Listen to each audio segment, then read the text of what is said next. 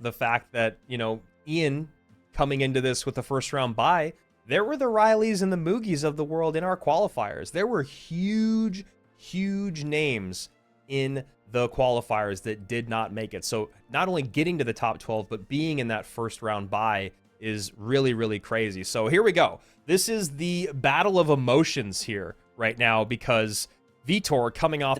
On paper, they're in the same spot, right? They're both in the lower bracket final in this best of 5. But emotionally, as you mentioned, it's been a great day for Sub and a not so great day for Vitor. So how does that affect their decision-making going into this final one?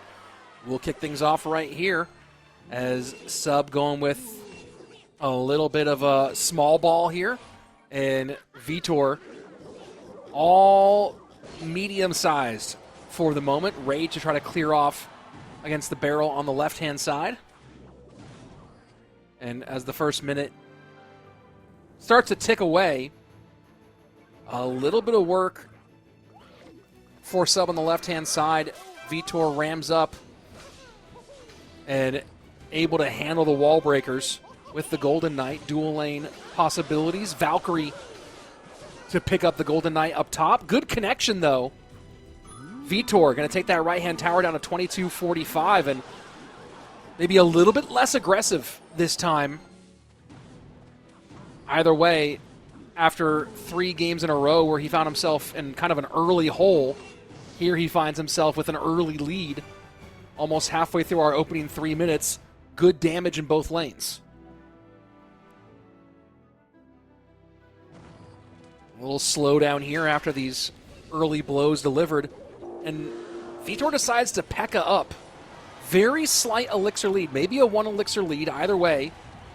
Decides to put the mama in the back.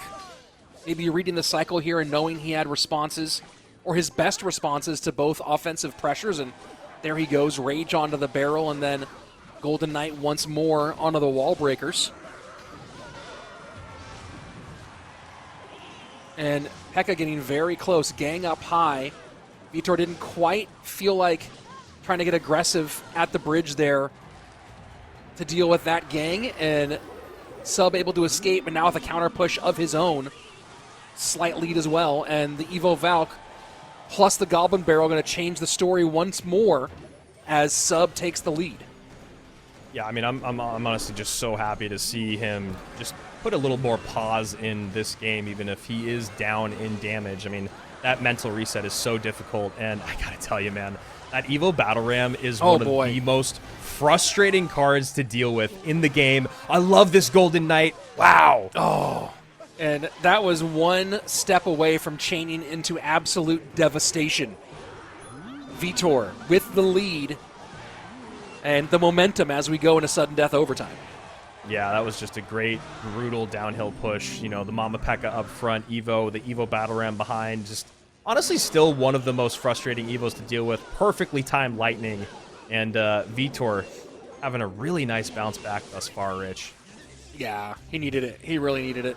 And so far, and the wherewithal to put the P.E.K.K.A behind King Tower while still in single elixir. It might have been early double, actually. I'm trying to think of the timing.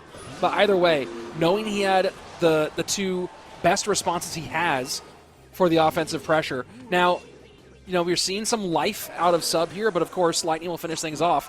But to be able to put that P.E.K.K.A down, know he could give use a little bit of HP as that resource, get some elixir out of that, and defend effectively against those 2 offensive pushes, then turn that into all the big downhill. And you saw, I really liked how freeze, whatever it is.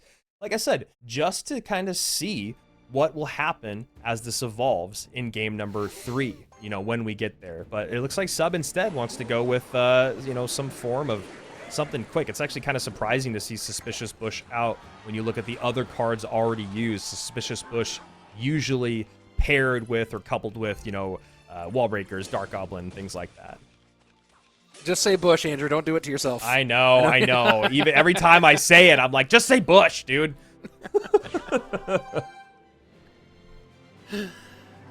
Has anyone ever... has anyone... Hey, CR community, have you ever dressed up as the Bush? Can you share it with at Esports Royale on X Twitter? Love to see your Suspicious Bush cosplay. I want Juicy to do a Suspicious Bush cosplay. I know he does cosplays sometimes. I don't think he's done them in a while, but I want to see a Suspicious Bush one, and I want him to just go outside and be in a bush, and I think I would be very satisfied with that. He needs to have someone dress up as it in the background and like be in the stream for 2 hours, and then suddenly stand up, right? Like someone really committed to the bit. Yeah.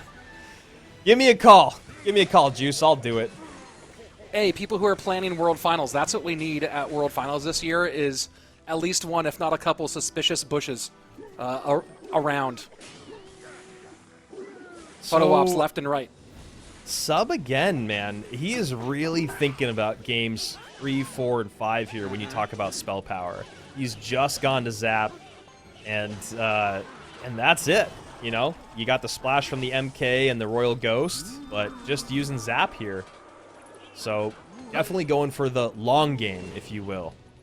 And it's working, right? I mean, he's going to take a little bit of damage from this drill, but he's ahead 1941 to 2495.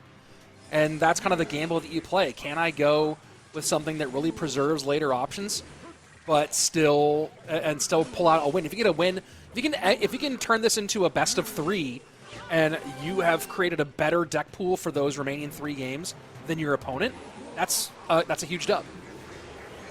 And I also feel like as this game goes on, we might be able to see Vitor get a little bit more in control here.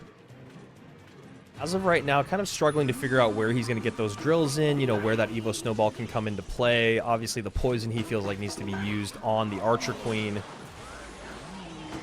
But just having the Valkyrie to deal with all 3 of those guys on the left is tough. The Royal Ghost, the MK, and the Prince.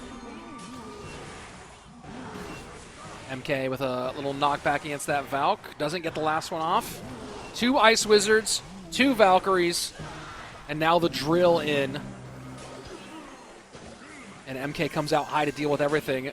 Sub's going to eat some significant damage here. Yeah, both lanes just taking a ton of damage from that Valkyrie, man. Oh, that Valkyrie just hung out for so long. Take your coat off. Stay a while. And look at this Prince connection. Wow. Oh, boy. Yep. Oh, boy. The MK just creating too much of a presence in the center of the board. Not enough elixir to get to the guards. And the Prince comes a-charging in. And Vitor feeling the pain there. Lightning, Rage, Snowball, Poison, Evo Valkyrie, Goblin Hut. All used so far in the first 2 games. Sub has only used Zap. That's it. Hey. But as you guys can see, Sub and Vitor still working very, very hard, using their full allotted time in between games. Obviously, after coming from a back-to-back set for Vitor and then going into another best of 5, there's just a lot of work that needs to be done. So obviously, your patience is very much appreciated here as we get into game number 3 to see who starts to take favor in this best of 5. And just a little getting your hand in position for both of these guys. Tesla in the Evo slot for both players. And we're actually seeing, we're seeing a 3rd spell from Sub as the Bar Barrel comes out. Or 2nd spell, sorry, 2nd spell, not even 3rd. Yeah, crazy. Again, and not even 1 spell a game on average here for Sub. Vitor, you know, I mean, it's hard to say. Who's doing the more correct thing? There's a lot of spells in the game, and you don't know if you're going to get to game number 5. And Rocket there to shut down the Hog Rider. So a little minor Rocket for Vitor. Hog for Sub. Yeah, this is an interesting matchup. You got the Prince there to soak up the charges from the Boss Bandit. Then you got the Skeletons to come down to take that 2nd charge. You know, the Miner is going to get you direct tower damage, but you've got the guards there to always worry about. Not really a good way to get on top of them. So I think this is going to come down to who can play better defense. Can Sub get some piercing shots through with that Firecracker? And can Sub have a big enough lead to where Vitor cannot rocket cycle this game?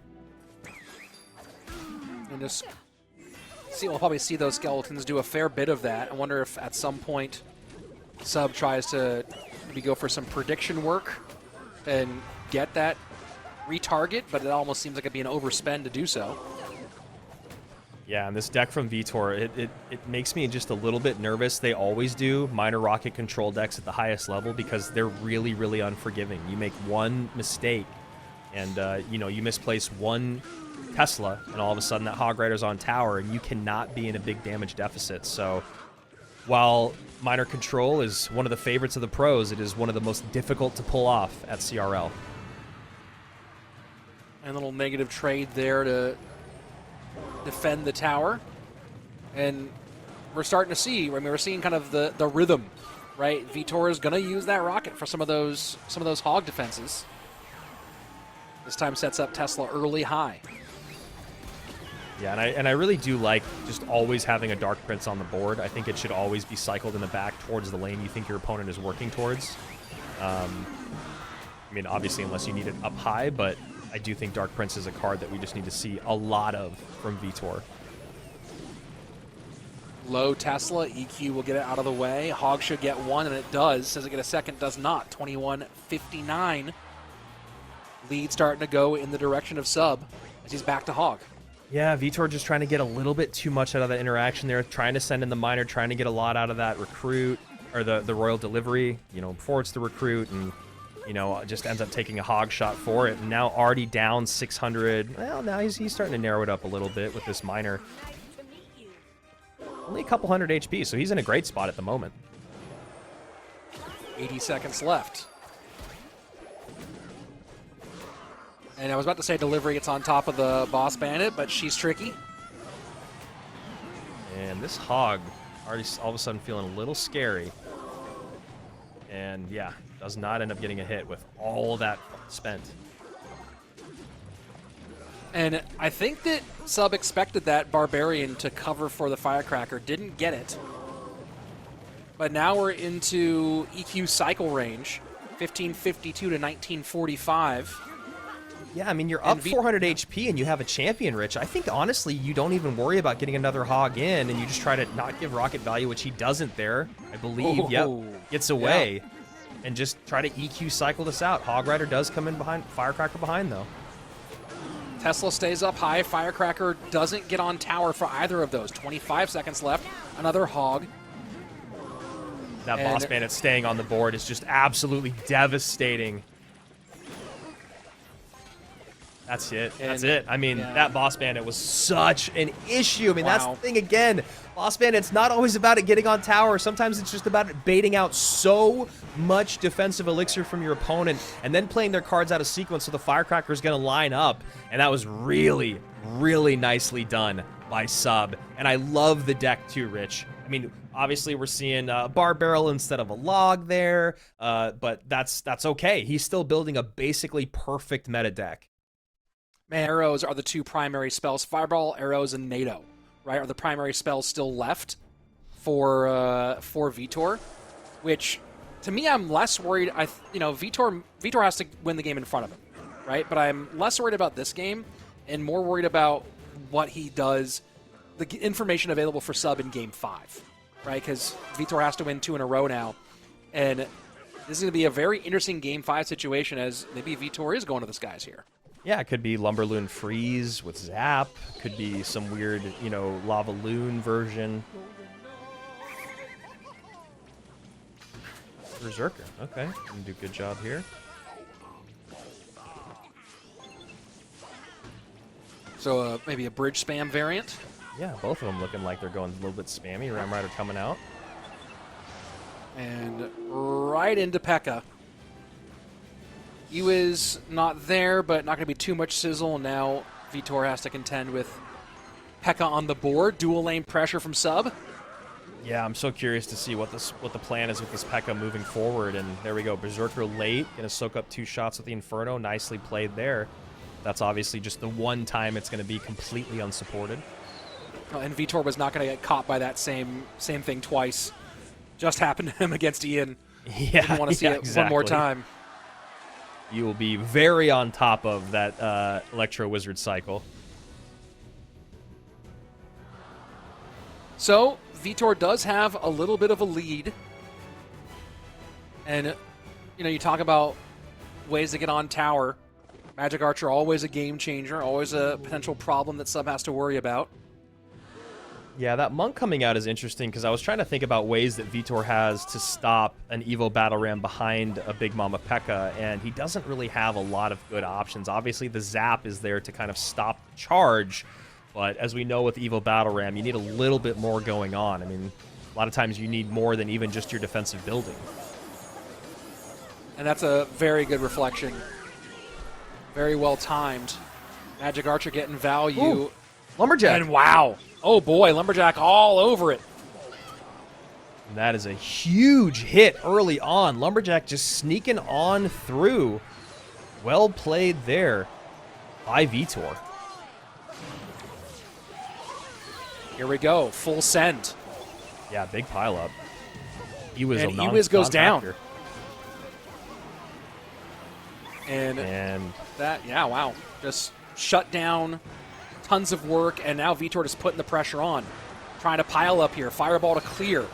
Will the Berserker get away? Not going to. Vitor with a little bit of a head shake as now he has to play way down on Elixir against an Evo P.E.K.K.A. Exactly. I think he was overextending a little bit there. I like the pressure that he had for his first little bit, but that last Lumberjack plus Berserker was not what he needed to do. Just way too much spent. Triple connection from the Evo Battle Ram. Nothing there on the ground. Rich, this is trouble. Wow. Wait. Still going. Still going. That's it. And Vitor has to block a lightning. What a play by Sub. I don't know if Vitor has any way to block a lightning. No. And GG, well played, Sub, with a 200 IQ game, 200 IQ set here to take the 3-1 win over Vitor and move his way on to our grand final. God, man, Vitor just got caught up in it just a little too much. We always talk about the blood in the water. The sharks are circling. Vitor had a great offensive send, but then he just got a little too... We talked about yesterday, and what I was saying to you earlier, Rich, as we finally get into our grand finals here, is just like, it's not always about win conditions. Sometimes it's about utility cards really shining. And talking about utility cards and building shining, we have seen so little Bomb Tower all weekend. Yeah, and yet here it is. Bomb Tower is an interesting choice. Oh, sorry to step in, but I think that's maybe what we're talking about with best of fives is if you don't want to show your hand in the first game, bring out a building that you think is going to counter something, and it is countering the Hog Rider, but you don't want to reveal too much. And Minor Loon from Ian to open up our grand final. Very curious to see what he puts around this, and gonna get the pull from the cannon. So I like seeing Sub going Hog here against Ian to open things up. Might as well go ahead and try to hit him with what he knows. Yeah, I mean, I don't dislike it at all. The one thing I do worry about is just air defense in this game. This is going to be a fast cycle balloon deck with a miner getting to the back of tower. How do you get on top of the miner? How do you control the balloon, especially with arrows in place? So there you go, miner to the back, firecracker up high, arrows should be coming in, and then we get a late cannon. So great sequence there.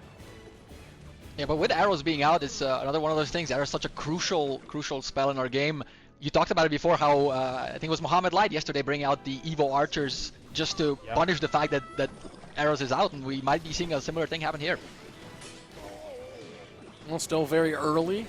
Lots to be played, and of course, a win in the hand is better than, how would I say that, 2 in the suspicious bush? Something like that, yeah. Yeah, something like that. And a little bit of chip damage early on coming through from Sub. We've seen how much these chips can actually mean in the grand scheme of things towards the end. Oof. Wow, that is, I think, maybe one of the last cards you want to see if you're Sub, because now there is not only the arrows, there's also the monk. So you have an ability to deal with the cannon. You have an ability to deal with both firecrackers if you're able to get 2 down, which is why we're seeing one firecracker go opposite lane to try to create pressure offensively. And so far, a very good deck pick from Ian.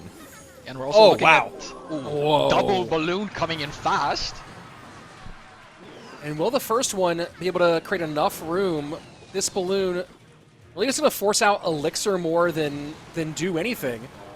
Wow. And that actually might be enough for some bomb damage, and it is 1783 on the death bomb, as we are just 15 seconds away from sudden death.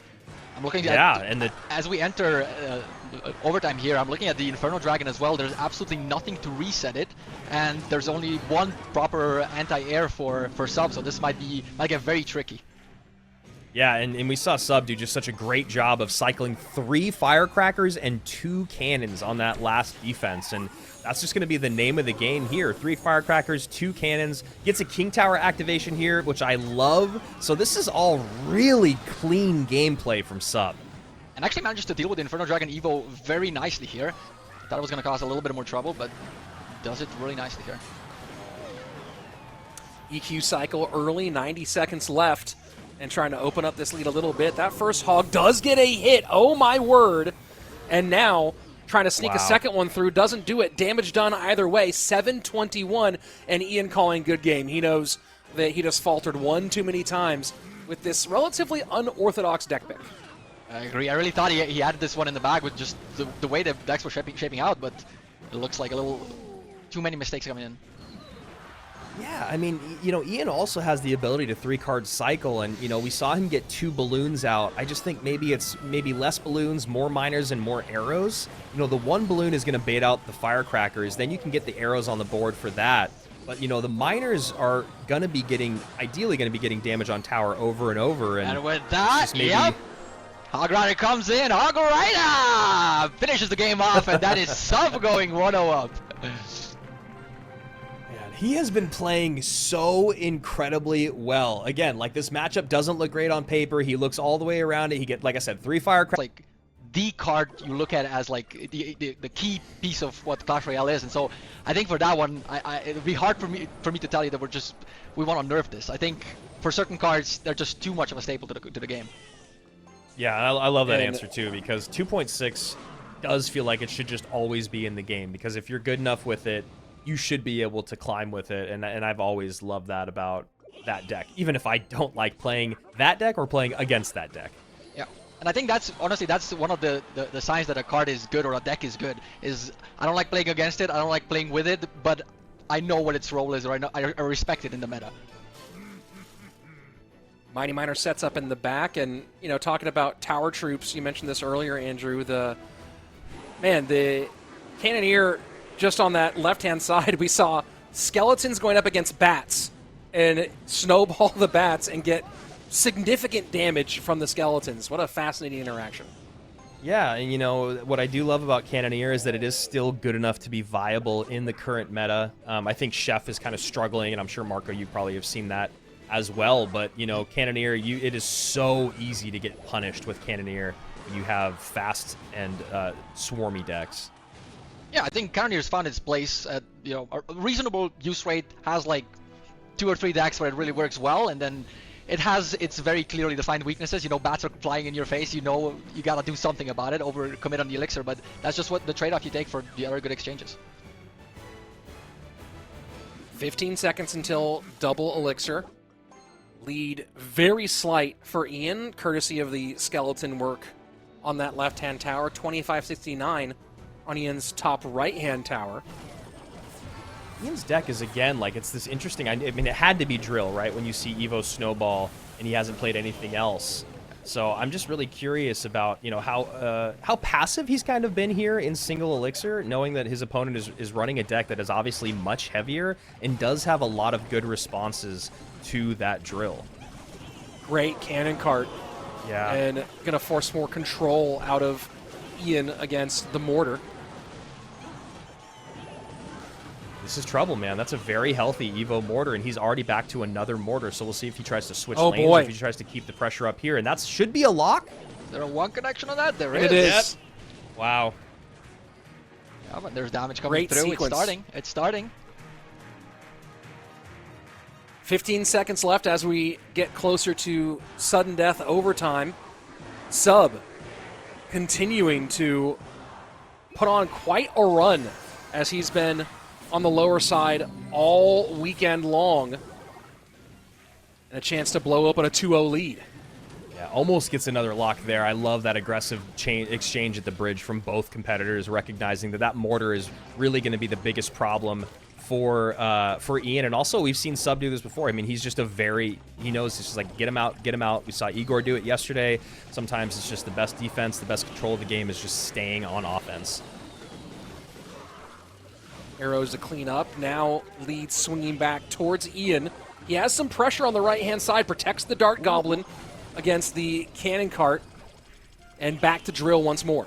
Yeah, Dart Goblin connecting on the right-hand side as well. Here comes that Evo Snowball. You know the Skeleton King is going to be there. I love that he goes Goblins first, Skeleton King second. Not only can you stack souls, but you don't want that Skeleton King to be the one that gets taken away.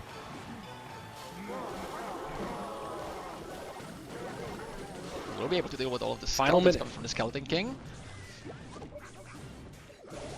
Yeah, nice and clean there. I mean, Mighty Miner, it's just such a good counter to that Skeleton King, along with, you know, the fact that he's got the Dart Goblin. 48 seconds left. Triple Elixir in effect. Just a Still pretty tight. now.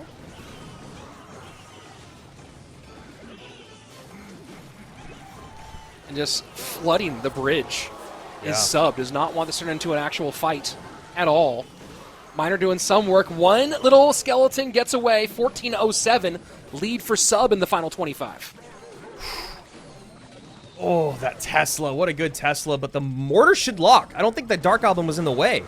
Yeah. not Oh, it huge. does. Down to 979 now. Very close. The poison coming through on the left side as well. Can Sub defend for long enough or get any more damage on the tower. Oh! The double Dark Goblin! Shoot away! Oh no! Oh, the double Dark Goblin gets him! That is crazy. And look at Ian. Look at the look that Ian gives the camera when he hit that one. Did y'all see that? It was Ian it was a oh my god, it worked. Well, then afterward, it was kind of like a yeah, that's right. You're right. The story, because of evolutions and because of champions, has actually been one of the positives. Since people are always purists when it comes to Clash Royale, this is one of the moments where we're finding them say, oh, yeah, this is actually a really great thing about evolutions. Yep, and Here we go, game number 3. And I would agree. Go ahead, Marco. Yeah, sorry, I was just going to say that I do agree with that assessment. Generally speaking, that's one of the things that really excites me about Evos, and every time we make them, it's like, this is a thing we can think about, is what card is dead and we can revive it. We're looking into the first Tower King activation, obviously from the Fire card. Golden Knight on both sides, but fairly different looks as Sub P.E.K.K.A.'s up in the back.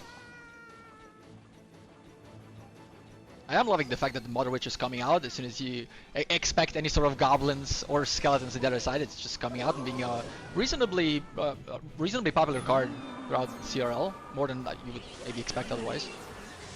Definitely. I mean, you know, we haven't been seeing a lot of Mother Witch on ladder in general, and then, you know, even I was saying at the top of the show, is yesterday we started to see a lot more Mother Witch just on the second half of the day, right? Because we started to see a lot more graveyards. So it's, again, the ever-evolving meta of a competitive weekend of CRL is always just so fascinating. Yeah, it has its own meta that lives and dies by the time the tournament concludes, and it's really fun to watch. 90 seconds away, and so far, clean game played by Ian. Should get a shot here. Guts gets 2. 21-38. That might have been a bit more than Sub was anticipating. And this is just such an interesting deck for the Golden Knight to be in, because the whole point of the Golden Knight is to come in very, very late behind spawn piggies or behind like a P.E.K.K.A. Ram Rider Royal Ghost push where you see and catch your opponent making the mistake of having to defend at their Princess Tower. They've spent an arm and a leg. They have no elixir in the tank. And then you send in the Golden Knight at the very end of the push to connect to the Princess Tower. So kind of an interesting deck here. And, you know, Sub very good with bridge spam style decks. I'm excited to see what he does with it. Finally connects on that left-hand side. 2,999. Hog will still get shots, and so far the issue for Sub is we've seen Sub P.E.K.K.A. up in the back twice. We have not seen Sub now 3 times. It's going to the outside corner instead. We have not seen Sub use a P.E.K.K.A. in response to a Hog Rider, and so far the Hog damage has been significant. Yeah, and it's really interesting too, is that you're looking at this whole thing of the P.E.K.K.A in the back in the weak lane, and it makes sense. That's what you're supposed to do. Cycle P.E.K.K.A.s in the back when you don't have another option where your weaker tower is. But the problem for Sub is he can't deal with this Firecracker. So all of a sudden, that whole story doesn't really work out because the Firecracker gets so much value over and over. We got to see it a couple times also with the Mother Witch Rage combo. It doesn't actually quite kill the Firecracker. And I think Sub realized what's happening here. Oh boy. And there you go. After dropping the first one, Ian, back-to-back wins, and he is now 1 win away from a trip to DreamHack Atlanta for the 2025 World Finals. Wow. What Crazy, man. What a better time to do it than right after realizing where you're going and then just win it and I know where I'm going. Much better than if we'd all learned he was an Expo player. Might have been arms in the air. Yeah, instead, that would have been tough for him. He does play another deck that's not popular, but I won't reveal that one quite yet. Maybe in a future stream. Oh boy! We'll find out at World Finals. As we're waiting for game number 4, here we go. This is a chance for Ian to win his first opportunity to go to the World Finals. Sub here fighting for his life. And remember, if Sub somehow turns this around, we do have an upper bracket finals reset, as Ian has not yet lost a set this weekend. It's crazy to think that Sub needs to win the next 5 out of 7 matches, but that's where he is. Yeah, that upper bracket reset is so brutal if you're the person coming from the lower bracket. But it has been done. Well, especially in a best of 5 now, you think about the momentum shift that happens if you go into a bracket reset. So very, very curious to see how, if we get there, these guys handle the mental. And Ian going with some double rage here, the Lumberjack and the rage spell itself.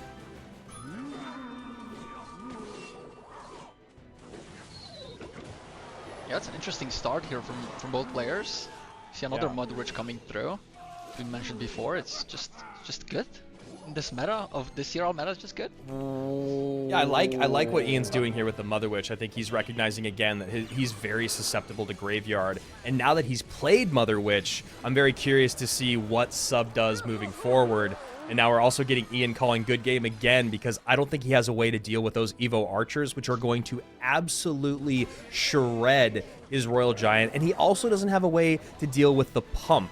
Yep. So this is a very tough one for Ian. Yeah, this is the situation that happens in a best of 5. That's why I love it so much. It's Arrows is out, other spells are out. Now you just have no way of dealing with it. Well, you should have thought about that. This looks like pump though, honestly. Yeah, I mean the pump is crazy. That's what I was saying. You guys are all talking or something. I'm like, the pump is here. Ian just ran the Earthquake. We're seeing pump.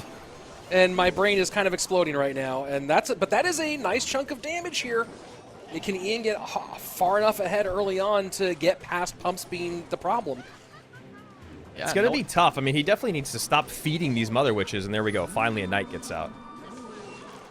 Just knowing how dangerous a single connection from a Royal Giant later on can be, this damage is very significant early on. Wow! Look at all the archers. This is insane. Oh. Evo Archers. One does get onto the Royal Giant. Does it get a shot? It does not. These Mother Witch Hogs are doing all the work here. It's incredible. I was just going to say, I mean, it's such a brilliant recognition by Ian to recognize that the only way that he can really abuse his opponent, since he's already calling good game, is by that Mother Witch. There's no good way to deal with the Mother Witch, and then if she can overwhelm you, that changes the Elixir advantage. Although now Ian feeling the pain, 979 to 1679. Yeah, and a second. Am I the only one who's just completely flabbergasted that we're seeing Pumpbo right now? I mean, it's a really great pick by Sub. You know, Earthquake is out, not a lot of other big spells to deal with the pump, you know, doing a good job getting the archers in because arrows aren't in play, and, you know, it's a tough one for Ian here, and luckily for him, he's got more games to play, but this is just a really great deck pick by Sub, and honestly, it's, I think one of the best things about BO5, as you're saying, Marco, is we have not had an opportunity to have a good Expo showing at CRL for quite some time, and now we're seeing it work in spades with the BO5. And it's Pump Expo of all the varieties. I mean, it's rare that I'm rendered speechless in my job as a commentator, and I I am just completely blown away here. Can he get a shot? He can't. Final minute, and Sub's just going to set up in victory formation here. Yeah, I mean, that's all he has to do. There's just no big spell for the pumps, no big spell for the Expos. You get the damage advantage. You know, we stopped the bleeding early with that Mother Witch that was getting a ton of work in, and, you know, Ian knew it. He saw the writing on the wall. He did the best that he could with the situation, but, you know, it's just a tough one. I mean, I bet you so many people, I'm not reading the chat. I know that you, Andrew, have been seeing it a little bit today, but I imagine the chat is kind of going crazy.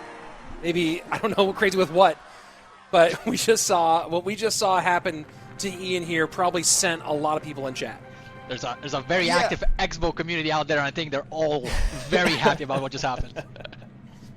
They have not seen their Expo. The second game win, running Drill Mighty Miner up against the Miner Mortar deck of Sub.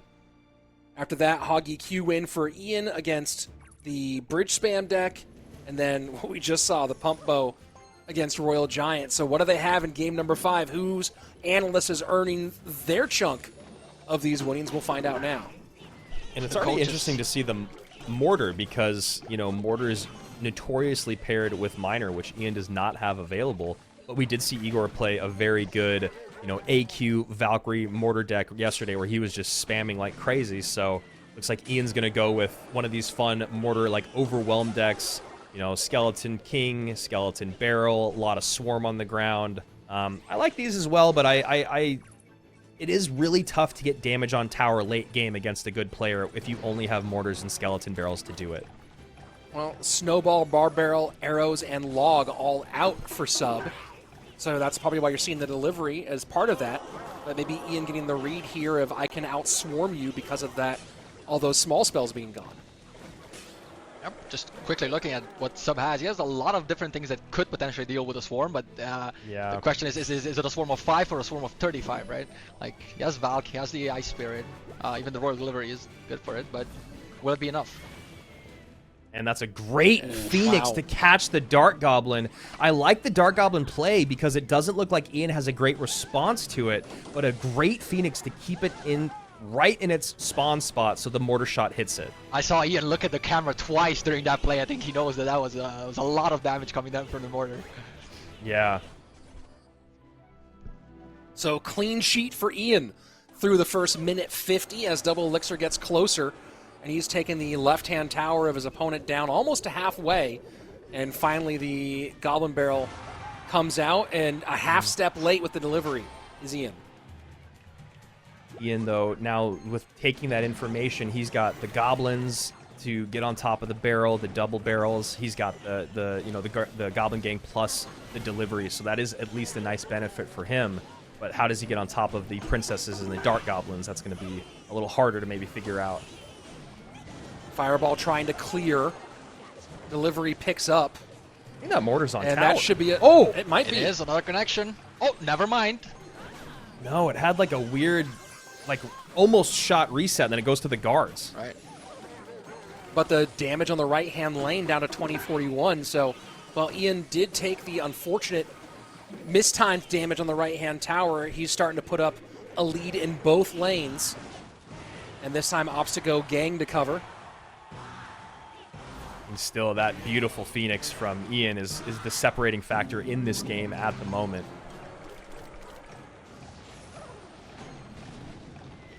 And happy to take that -1 for the Fireball and tower.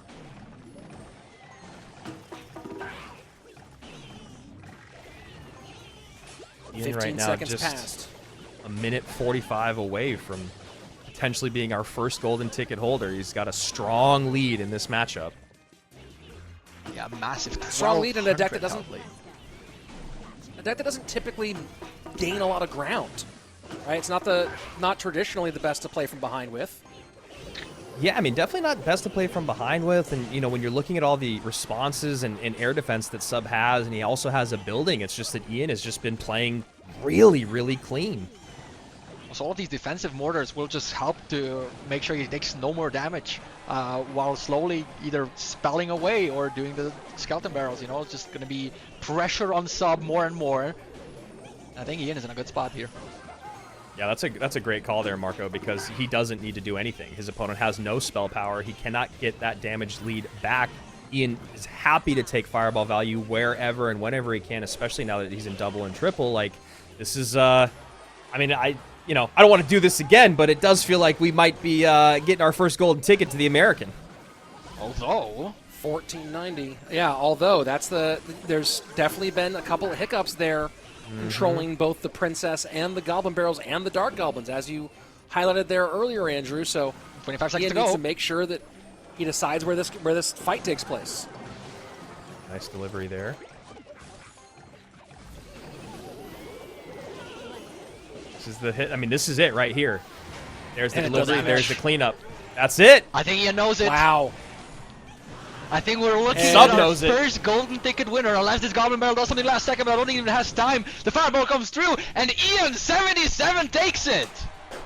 There it is. I mean, the kind of the dark horse of the best players in the competition, right? We had two guys that we hadn't heard of before, and then it was, look at that arm. Look at